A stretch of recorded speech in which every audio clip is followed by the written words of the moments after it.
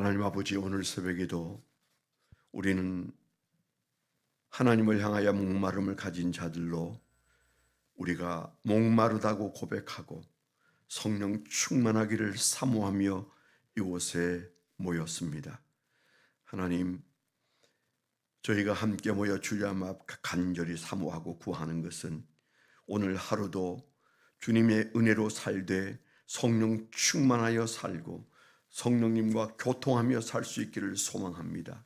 무디고 미련한 종들을 불쌍히 여기시사 주님이여 우리를 만나주시고 말씀하여 주시고 주님께서 우리 붙들고 이끄심을 경험하는 감격 속에 살 수 있도록 우리의 마음을 뜨겁게 하시고 우리 영안이 밝아지게 하시고 영적인 기도 열리게 하시고 하나님, 우리 입술로 주님을 찬양하기에 기뻐하고 즐거워하는 종들이 되게 하여 주옵소서. 오늘도 부르심 받고 나온 거룩한 백성들 천에 하나 만에 하나 부르셨으니 은혜 주시고 세임 주시옵소서. 예수님 이름으로 감사하며 기도드렸습니다. 아멘. 오늘 하나님께서 우리에게 주신 말씀은 에베소서 4장 30절 말씀입니다. 에베소서 4장 30절 한 절만 우선 읽도록 하겠습니다.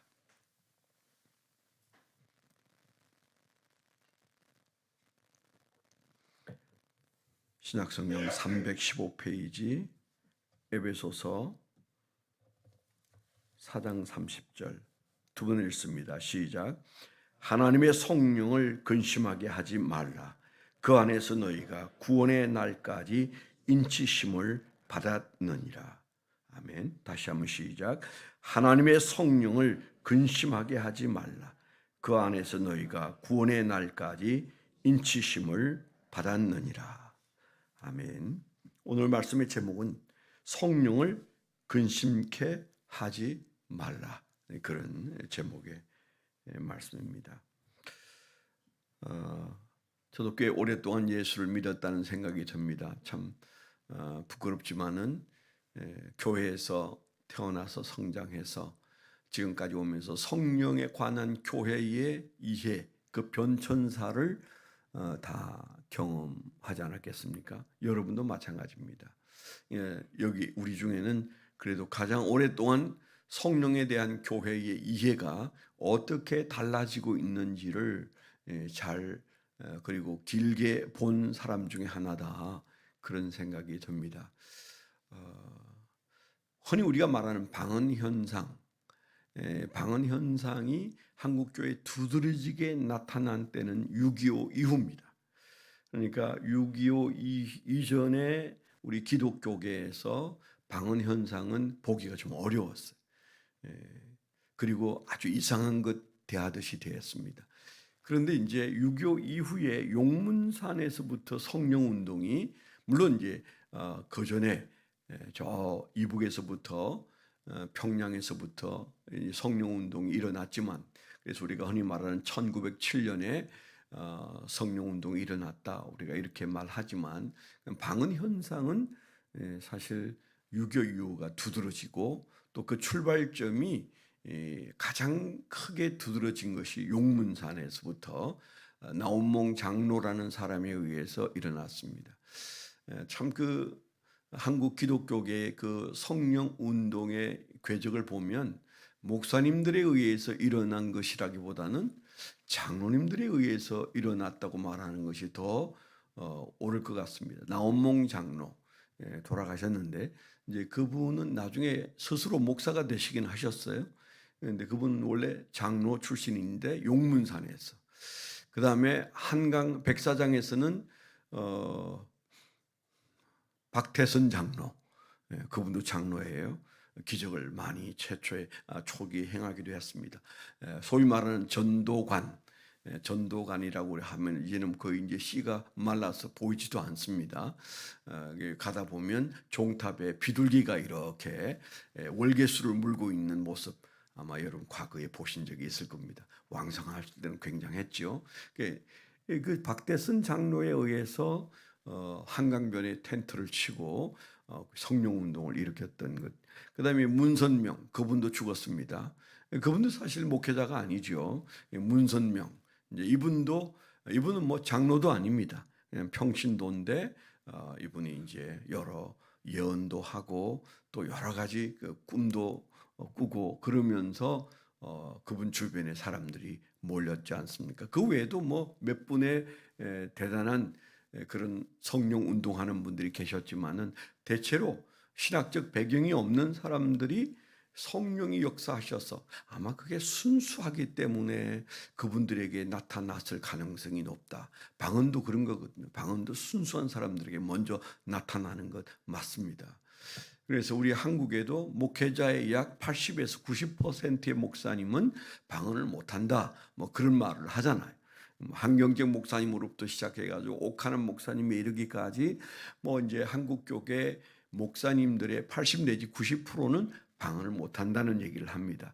그 이유는 잘 몰라요. 알 수가 없어요. 그렇지만은 좀 우리가 어림짐작해 볼 때 그분들은 그 신학적인 어떤 그런 어떤 것들을 붙들고 있는 대신에 평신도들은 그저 성령이 역사하시면 그것이 뭔지 모르고도 기뻐하고 즐거워하고 받아들이고 순종하면서 성령이 좀 더 활발하게 그 안에서 역사하실 수 있었던 것이 아닌가, 뭐 그렇게 저 나름대로 짐작을 해봅니다마는 여하튼 그래서 성령 운동을 일으킨 분들은 대체로 목사님이 아닌 분들이 성령 운동을 많이 일으켰던 때가 6.25 이후였다, 이렇게 생각하시면 얼추 맞습니다. 그 다음 세대가 이제 최자실 목사님, 그분도 이제 목사가 되신 건 한참 후에 목사님이 되셨죠. 그리고 뭐 태백산의 태백기도원의 애향숙, 그 다음에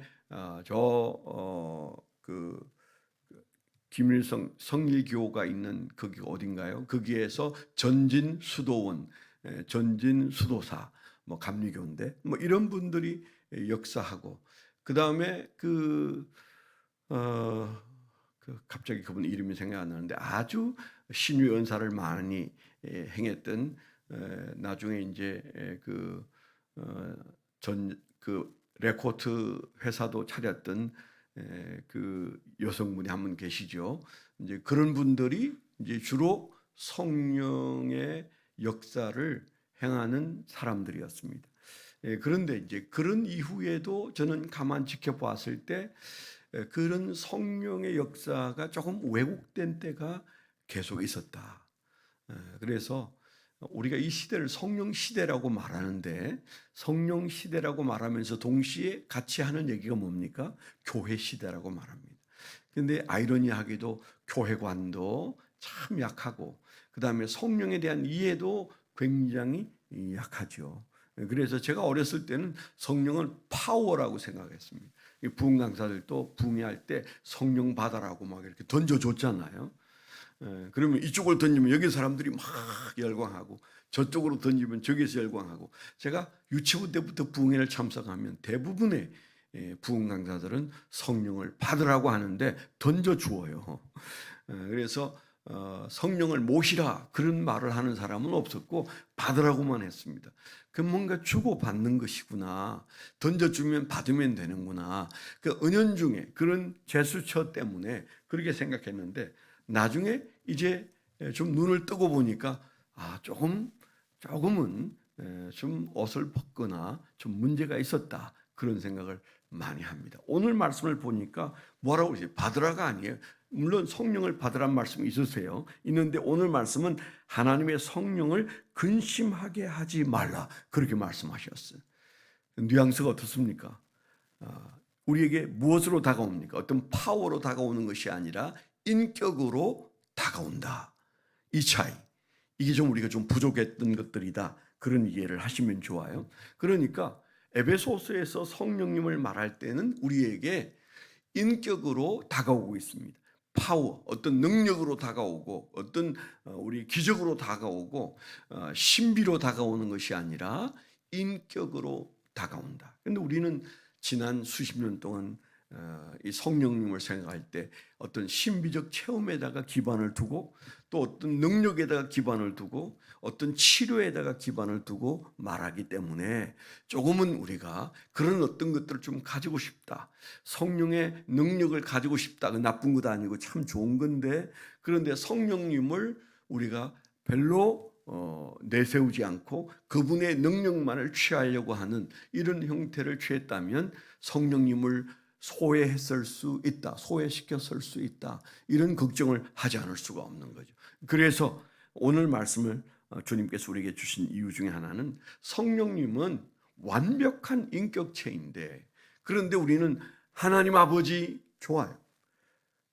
그 다음에 성부 하나님, 그 다음에 성자 하나님까지는 우리는 늘 사용합니다. 특히 아이들은 예수님에게 기도하죠. 어른들은 하나님께 기도하고. 이것도 좀 약간 어색한 얘기인데요. 우리가 예수님께 기도하면 되냐 안 되냐 뭐 이런 거 따지는 분들도 계시지만 전혀 따질 게 아닙니다.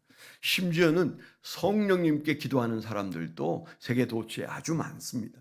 아니, 지금은 그럴 때이다라는 생각이 들 때도 있어요. 그래서 우리가 성부 하나님에게, 하나님 아버지, 우리가 그렇게 기도를 하는 것이 맞습니다. 그런데 아이들은 주일학교에서는 예수님 그렇게 하고 두 손 모으고 기도하잖아요. 그럼 그게 잘못되었을까요? 잘못되진 않았습니다. 그렇지만은 기도의 기본적인 대상은 하나님 아버지인 것은 맞거든요. 그런데 우리가 예수님께 기도하잖아요. 예수님께 기도한다면 어떻습니까? 성령님께 기도하는 것은 문제가 될까요? 전혀 문제가 되지 않습니다. 기도의 형식을 띠고 우리가 회중 앞에서 기도할 때라든가 공식적인 기도를 할 때 성령 하나님 이렇게 해가지고 우리가 기도하는 것은 조금 어색한 일이지만, 그러나 인격체를 대상으로 하는 대화라는 식의 대화의 기도라면 예수님에게 기도하는 것이나 성령님께 기도하는 것이나 하나님 아버지께 기도하는 것이 일반이다. 우리가 이런 전제를 깔고 있긴 해야 돼. 그래서 우리는 성령 하나님, 성부 하나님, 성자 하나님, 우리가 그렇게 삼위 하나님은 성령님도 하나님이시다, 예수님도 하나님이시다, 그리고 아버지 하나님도 하나님이시다. 그래서 신학적으로는 성부 하나님, 성자 하나님, 성령 하나님.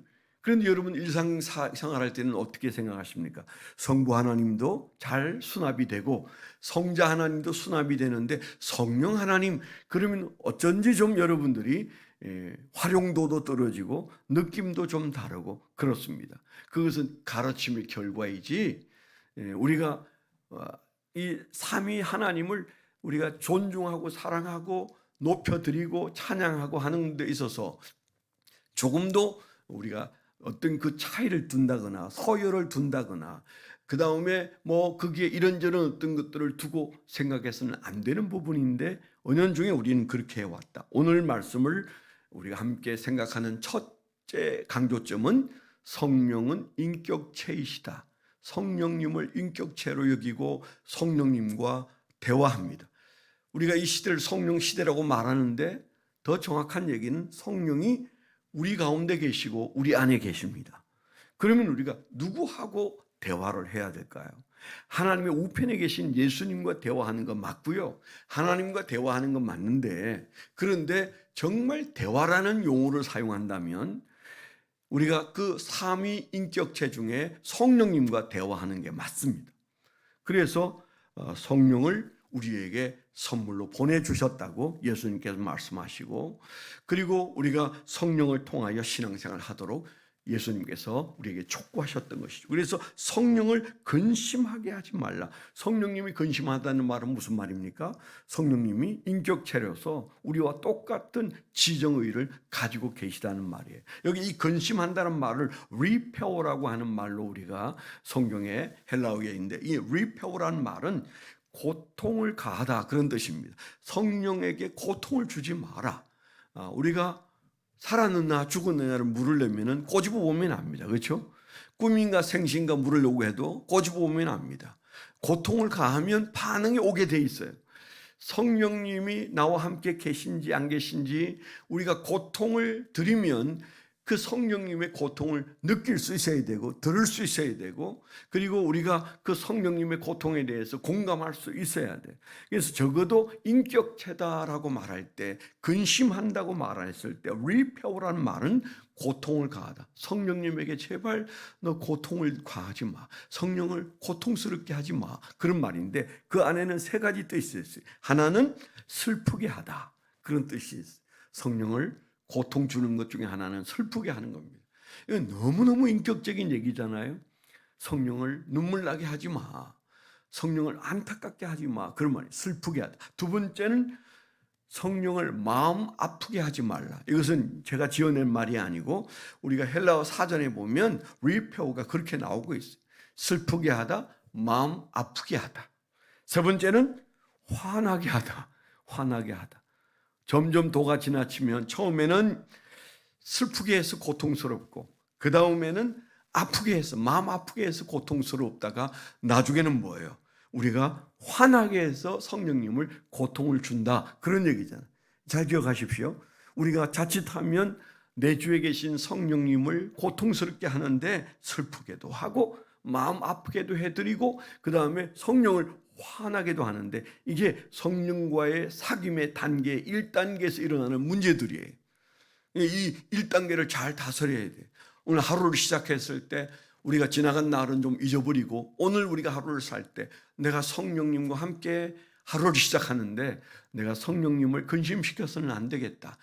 인격이신 성령님, 성령 하나님을 내가 근심시켜서는 안 되겠다. 이런 마음을 가지고 성령과의 사귐의 1단계를 잘 시작해야 돼. 우리가 자동차를 우리가 타고 나갈 때 아무리 바쁜 새벽이어도 새벽에 아이들링을 하잖아요. 그러면서 그 차가 잘 움직여 주기를 우리가 기다리면서 좀 참습니다. 저도 성질이 좀 급한 사람이라 켜놓고 기다리는 게 너무 힘들어요. 자동차는 바퀴가 굴려야 되는데 이제 이런 생각을 늘 하거든요. 제 아내가 늘 아니 기다리면 될 일을 왜 이렇게 차가 돌아가요? 그래. 아니야, 바퀴는 굴려야 돼. 그러면서 가다 보면 항상 빨리 가려고 머리 썼는데 늦게 갈 때가 많습니다. 제 마음속에는 차는 움직여야 되는데 왜 이렇게 서 있지? 서 있는 것을 못 참더라고요. 얼마나 성질이 급한지 여러분 아시겠죠? 아이들링 하는 시간은 필요하거든요. 차가 이제 기름칠이 잘 되고 좀 약간 이게 따뜻해진 다음에 가야 되는데 그걸 못 참아요. 그런데 성령님과 우리가 조율해야 돼. 그래서 마치 차가 달리기 위해서는 주유소에 가서 기름을 가득 넣고 가야 되고 그 시간만큼은 우리가 멈춰 있어야 되고 그리고 연주자가 우리가 그 활을 가지고 이제 연주를 시작하기 전에 튜닝을 반드시 해야 되는 것처럼 새벽 기도는 그런 겁니다. 새벽에 우리가 새로운 마음을 가지고 성령님과 잘 해보고자 하는 마음. 오늘은 근심시키지 말아야지. 오늘은 주님을 가슴 아프게 만들어서는 안 되겠다. 오늘은 주님을 화나게 해서는 안 되겠다. 성령님, 저와 함께 하시는 오늘 하루가 나이스한 하루로 만들어 드리겠습니다. 뭐 이런 인격적인 대화를 하라고 오늘 쓰여진 말씀이 성령을 근심하게 하지 말라. 그렇게 말하는 거죠.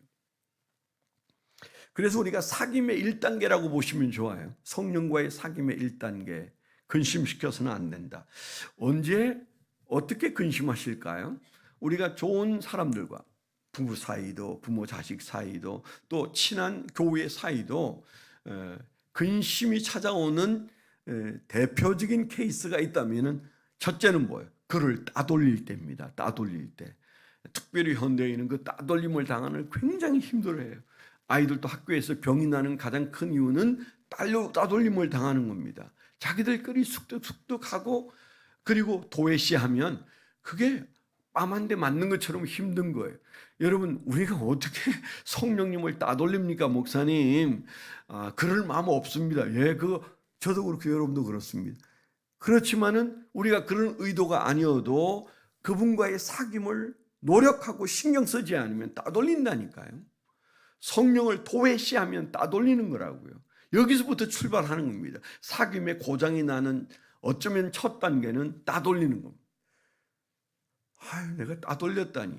몰랐을 뿐인데 그게 따돌리는 거예요. 몰라서는 안 되는 거죠. 우리가 성령님이 어떤 분인지를 여기 계신 모든 분들은 잘 아세요. 그러면서도 생활 속에서 성령님과 잘 어울려서 사귀지 못하는 이유는 우리가 요한 1서에 보면 신앙은 사귐이다. 요한 사도가 그랬잖아요. 하나님과의 사귐이요, 예수님과의 사귐이요, 그리고 성령과의 사귐이라고 분명히 말하고 있습니다.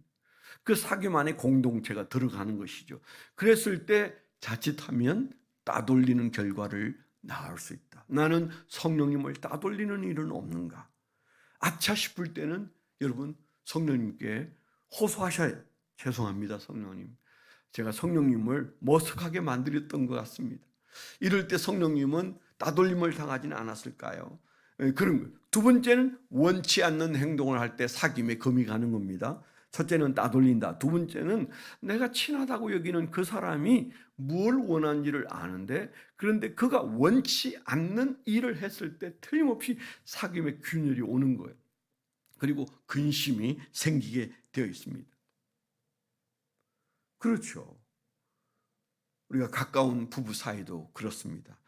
그가 원치 않는 게 뭔지 잘 알아야 돼요. 저도 어제 제 아내와 약간의 이렇게 아르규까지는 아닌데 얘기가 있었는데 제 아내가 이 냄새를 잘 못 견디는 사람이에요. 그래서 향수를 한 번도 뿌려본 적이 없는 여성이에요.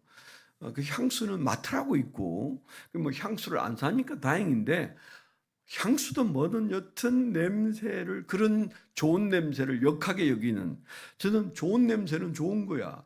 차에 방향제가 있으면 머리가 금방 아프다고 하는 사람이어서 그냥 차 오래 타니까 저도 한 10년 된 차인데 그러면 그게 방향제를 꼭 뿌리거나 두어야 되는데 그 냄새를 너무 힘들어해요.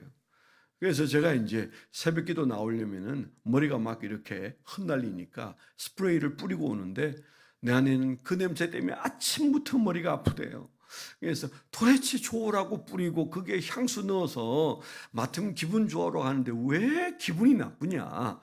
이제 그러면 내가 기분 나쁘다면 기분 나쁜 줄 알고 안 쓰든지 조심해서 써야 되는 거 아니냐?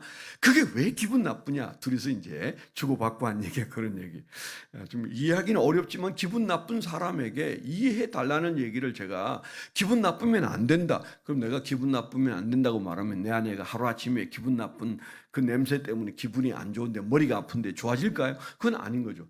생각을 바꾸라.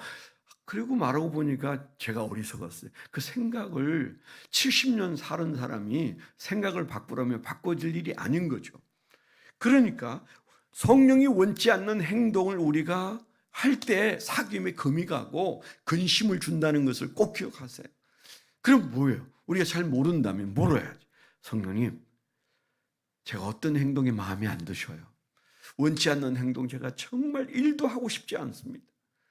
그 기도가 얼마나 멋있는 기도인지 아세요? 성령님께 저는 성령님이 원하는 대로 살고 싶고요. 성령님이 원치 않는 것은 하고 싶지 않고요. 성령님 가르쳐 주세요. 미련한 인간입니다. 부족한 인간입니다. 도무지 알지 못하는 부족한 종이니 종에게 성령님이 원치 않는 것 그때마다 말씀해 주세요. 여러분 그렇게 기도를 계속해 보세요. 정말입니다. 제가 실험을 많이 해본 거니까. 그러면 성령의 마음이 내 안에 쑥 들어올 때도 많고 서서히 차오를 때 많고 그래서 이게 성령님의 마음이 맞구나. 그게 확신이 들 때도 많아요. 그것만으로도 은혜가 돼요. 그러니까 철없는 내가 성령이 원치 않는 것은 하지 말아야지. 주님 가르쳐 주세요. 주님 뜻대로 하고 싶어요. 우리가 이렇게 성령님께 기도한다는 것 자체가 아름답지 않으세요? 이 기도가 진짜 기도 아니에요? 그냥 우리가 이것 달라 저것 달라 막 하는 기도보다도 어쩌면 성령님이 듣고 싶은 기도가 성령의 마음을 헤아려서 당신이 원치 않는 것을 하고 싶지 않습니다. 성령님이요. 성령님께서 원치 않는 것이 무엇입니까? 가르쳐 주세요. 열이면 열 다 고쳐보겠습니다. 우리가 이런 기도를 수시로 드린다는 것은 사귐을 더 튼튼하게 성령의 근심을 하나하나 드러내는 방법이다. 세 번째는요. 죄고 고백입니다. 죄요 고백입니다. 더 심각한 거지만 우리가 죄 지을 수 있고요. 아니 죄 짓습니다. 그런데 주님께서 우리가 죄 지을 수밖에 없는 존재인 것을 우리보다 우리를 더 잘 아시는 분이세요. 그래서 괜찮다는 얘기가 아니고 죄를 지으면 거리는 생깁니다. 그렇잖아요. 거리가 생기게 돼 있어요. 이게 문제예요. 우리가 시간이 없어서 자세히 안 보지만 에베소서 4장 그 앞에 보면 어두워진다고 그랬어요. 어두워진다는 말은 흐릿해진다는 말이고 멀어진다는 말이에요. 시간이 벌써 다 가버렸네요. 네, 조금만 더 하고 반은 하고 가야지. 네, 그래서 우리가 이 어두워진다는 말은 멀어진다는 말인데요. 죄는 성령과 멀어지게 만듭니다. 우리 안에 계시지만 천리를 격하는 것처럼 멀어질 수 있어요. 이게 심해지면 그 다음에 소멸 단계로 갔는데 내일 새벽에 생각하겠지만은 멀어지는 겁니다. 이게 심각한 거예요. 멀어지면 막아 끼게 돼 있어요. 멀어지면 거기에 두려움도 찾아오고 겟세마네 동산에서 기도 안 하다가 주님이 잡혀갈 때 베드로가 예수님과 쭉 벌려져서 멀어졌잖아요. 멀어지니까 그 마음속에 두려움이 찾아오고 그가 법정의 문턱을 넘었을 때 예수님을 부인하게 되었어요. 그가 부인할 사람 아니에요. 예수를 위해서 칼도 들었던 사람이에요. 그런데 주님과 멀어지니까 그는 그 문턱을 넘으면서 3번 연달아 예수님을 부인하는 불상사가 있었고 새벽에 다구일 때 그는 가슴을 찌르면서 울었던 사실을 우리가 잘 압니다. 우리 신앙도 마찬가지예요. 죄는 멀어지게 하는데 그런데 우리에게 뭐라고 말씀하셨어요? 주님께서 요한 1서에 보면 1장에 보면 우리가 고백할 은혜를 허락하셨어요. 내가 많은 것 기대하지 않는다. 내가 진실로 고백하면 그 죄는 주님께서 예수의 피로 씻어 주신다고 하셨어요. 그래서 우리가 적어도 이 사귐의 근심을 일으키는 문제는 그때그때 우리가 해결하고 살아야 돼요. 어떻게 해요? 기도로 깨어 있으면 우리는 주님을 덜 근심시키고 주님의 마음을 읽어내는데 아무 문제가 없습니다. 다른 방법으로는 안 돼요. 기도로 깨어 있어야 됩니다. 그리고 우리 마음속에 수시로 우리가 하나님을 어떻게 기쁘시게 할 것인지, 성령님을 어떻게 기쁘시게 할 것인지를 생각해야 돼요. 첫째는 뭐라고 그랬어요? 기도로 깨어 있어야 된다. 두 번째는 기쁘시게 해드릴 것을 찾아야 돼요. 오늘 말씀 5장 에베소서 5장 10절에 보면 주를 기쁘시게 할 것이 무엇인가 시험하여 보라 그랬어요. 이게 지혜로운 삶이고요. 이게 순간순간 우리가 성령님과 관계를 잘 유지하는 방법이에요. 주님을 기쁘시게 해야지. 어려운 건 아닙니다. 찬양으로도 주님을 기쁘시게 해요. 여러분 유명한 스캇 브레너가 지었던 찬송을 저는 좋아합니다. 성령의 비가 내리네 하늘의 문을 여소서. 그분이 처음에 그 교회에서 그 찬송을 지어서 부를 때는 그냥 기도할 때, 통성 기도할 때 그 찬송을 계속 부르다가 기도하게 했어요. 우리가 수요일 저녁에 이 찬송을 틀어주잖아요. 그래서 영어로 된 걸 틀어주긴 합니다만은 성령의 비가 내리네 하늘의 문을 여소서, 요 한 소절 이 노래를 계속 반복하다가 기도에 들어가라. 근데 그게 사실은 꼭 그래야 되는 건 아니지만 저는 그렇게 해보니까 굉장히 은혜가 되고 좋더라고요. 그래서 우리가 성령을 기쁘시게 해드리는 것은 성령을 향하여 찬송을 부르는 것으로도 충분해. 세 번째가 새 술에 취해야 됩니다. 에베소서 5장 18절에 있는 것처럼 술 취하지 말라 이는 방탕한 것이니 성령의 충만을 받으라 그랬는데 그게 새 술이에요. 새 술. 술에 취하지 말라, 새 술에 취하라 그 말이잖아요. 내가 성령에 취해야지. 성령에 취해야지. 주여 성령님이여 제가 성령에 취하여 살게 해주세요. 그러면 됩니다. 성령의 근심을 물리치고 우리가 성령의 근심에서부터 성령의 기뻐하심을 경험한다면 뭐가 문제일까요? 어떤 문제가 있을까요? 모든 것들은 그때부터 하나님께서 우리를 온전케 해주시는 역사를 경험하게 될 겁니다. 영혼이 잘 되는 역사, 성령의 근심을 우리의 삶 속에서 제하여 내는 것인데 우리가 이것 소홀히 여기는 동안은 성령님을 왕따 시켜놓고는 우리의 삶에 풀리는 것 없어요. 예수 안 믿을 때는 그럭저럭 살았어도 예수 믿은 다음에는 그분하고 잘 사귀어야 합니다. 그분과 함께 가야 합니다. 그런 의미에서 여러분 오늘 하루 성령님과 호흡을 잘 맞추면 내일도 모레도 가능하고 그리고 우리의 인생이 즐겁고 기쁘게 살아가는 역사가 일어날 줄 믿습니다. 기도하겠습니다. 오늘 여러분 기도하실 때 특별히 우리 교회가 성령 충만하고 성령을 근심시키지 않는 교회 성도 되게 해달라고 기도해 주시고, 여행 중에 계신 김현남 담임 목사님 부부 주님께서 안전케 하시고 잘 돌아오실 수 있도록 인도해 주시도록 여러분 기도해 주시면 고맙겠습니다. 하나님 아버지 감사합니다. 우리가 성령의 목마른 자들로서 우리는 예수 잘 믿고 있는가? 성령님을 잘 믿고 있는가? 성령님과 잘 사귀고 있는가? 우리 자신을 돌아보기 위하여 이 새벽에 주님의 말씀에 귀를 기울인 거룩한 하나님의 백성들 안에 성령 충만의 역사가 일어나게 하여 주시옵소서.